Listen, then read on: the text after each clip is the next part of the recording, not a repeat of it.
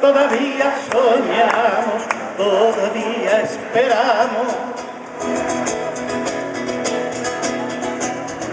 A pesar de los golpes que acentúan en nuestras vidas, el ingenio del odio desterrando al olvido a nuestros seres queridos.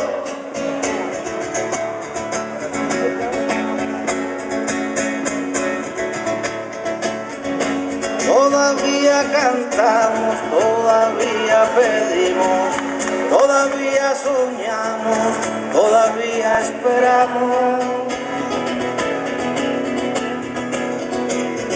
Que nos digan a dónde han escondido las flores que aromaron las calles persiguiendo un destino. ¿Dónde se han ido?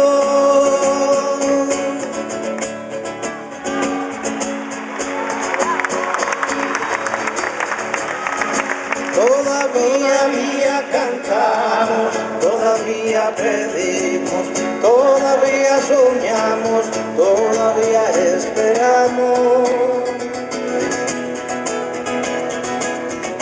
Que nos den la esperanza de saber que es posible que el jardín se ilumine con las risas y el canto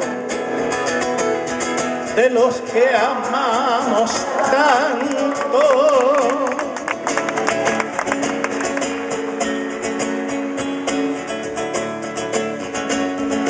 Todavía cantamos, todavía pedimos, todavía soñamos, todavía esperamos. Por un día distinto, sin apremios ni ayuno, sin temor y sin llanto, porque vuelvan al nido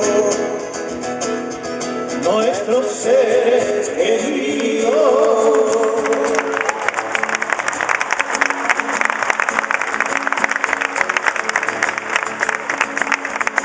Todavía cantamos, todavía pedimos, todavía soñamos, todavía